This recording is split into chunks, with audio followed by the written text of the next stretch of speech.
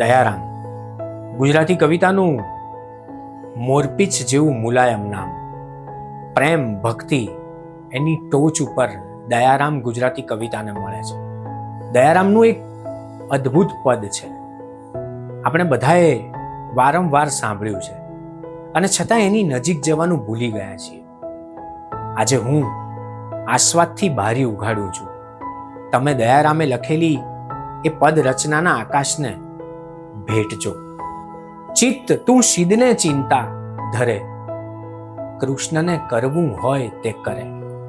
આપણે બધા જ નિયતિમાં માનીએ છીએ, નસીબમાં માનીએ છીએ, પણ મહેનતને પોતાના માર્ક્સ નથી આપતા. આપણા કર્મ ઉપર આપણને શ્રદ્ધા નથી.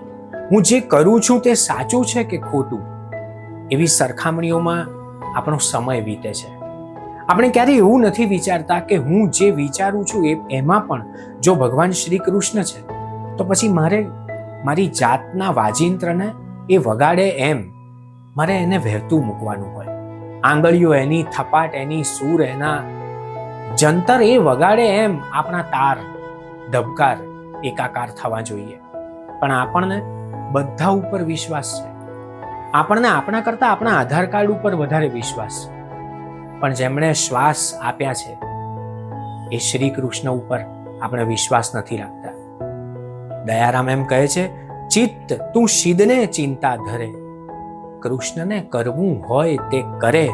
સ્થાવર જંગમ જડ ચેતનમાં માયાનું બળ ઠરે.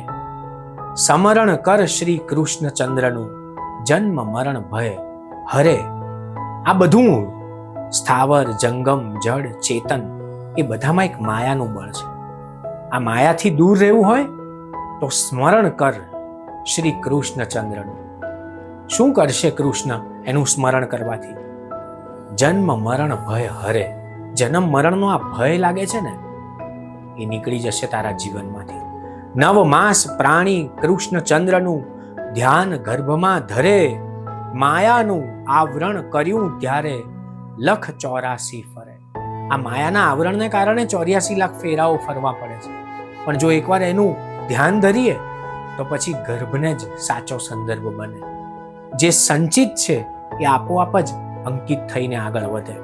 તું અંતર ઉદ્વેગ ધરે, તેથી કારજ શું સરે.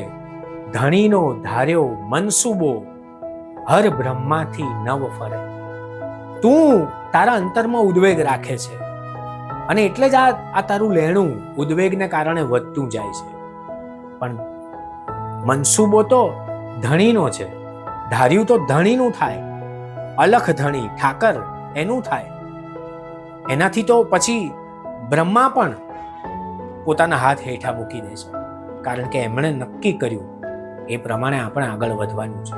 એટલે રટી રટીને દયારામ કહે છે, ચિત્ત તું શીદને ચિંતા ધરે. આ ચિંતા શેની છે, શેના માટે કરે છે? દોરી સર્વની એના હાથમાં, ભરાવ્યું ડગલું ભરે. જેવો જંત્ર વગાડે જંત્રી, તેવો સ્વર નિસરે. બધી દોરી એના હાથમાં છે, આપણે બધા એની કઠપુતલી છીએ. આપણા હાથમાં કશું જ નથી. એ વગાડે છે આપણા હાર્મોનિયમને, આપણા શ્વાસની ધમણને, તો પછી એનો જ સ્વર નીકળવાનો છે. તો પછી આ બધી જ ચિંતાઓ આપોઆપ મૂકી અને જે આપણું કામ છે એમાં આધ્યાત્મિકતા ઉમેરીએ, એમાં પ્રામાણિકતા ઉમેરીએ, આપણી મહેનત એની ઉપર ભરોસો અને શ્રદ્ધા રાખીએ. નિષ્ફળતા મળે તો પણ મહેનતને ચૂકીએ નહીં, આગળ વધારીએ. થનાર વસ્તુ થયા કરે, જેમ કૃષ્ણ ફળ પાણી ભરે. જનાર વસ્તુ એની પેર જાશે, જેમ ગજ કોઠું ગરે. જે થવાનું છે એ તો થવાનું છે, એમાં કોઈ મીનમેખ નથી. જે નિયતિ છે, જે ડેસ્ટિની છે, જે ફળ છે એ તો આવવાનું જ છે, કારણ કે એ કૃષ્ણના હાથમાં છે. જેવું જેટલું જે જેમ કાળે, તે તેહને કર ઠરે. એહમાં ફેર પડે નહીં કોઈથી, શીદ કૂટાઈ તું મરે. એકલા રોદણા રોવાથી શું થવાનું? એના કરતા થોડો રાગ કૃષ્ણ તરફ રાખીએ, થોડી ભક્તિ ભાવ ઉમેરીએ. આપણું જે કામ કરીએ છીએ એ કામ કૃષ્ણએ સોંપેલું છે, જાણે અજાણે એ અસ્તિત્વના સંદેશાને ઓળખીએ. થોડુંક ભીતરની આંખોને ગમે એવા દ્રશ્યો સાથે સંવાદ કરીએ, વાર્તાલાપ કરીએ તો કંઈક આ જગતમાં આવ્યાનો, આપણો 184 ફેરાનો આ થાક આ ભવમાં જ ઉતરી જવાનો છે. તારું ધાર્યું થતું હોય તો સુખ સંચે દુઃખ હરે, આપણું અજ્ઞાન કુળ એ મૂળ વિચારે ખરે. આપણે જે વિચારીએ છીએ એ આપણું અજ્ઞાન છે, એ એક સાચો વિચાર છે. દયારામ તો એને જુદા સંદર્ભે આપણી આગળ પ્રસ્તુત કરે છે અને એમ કહે છે કે તારું ધાર્યું થયું હોત તો તું વિચાર કર, તોય દુઃખી થાત. એના કરતા ઈશ્વરે નક્કી કર્યું છે એ વધારે અગત્ય.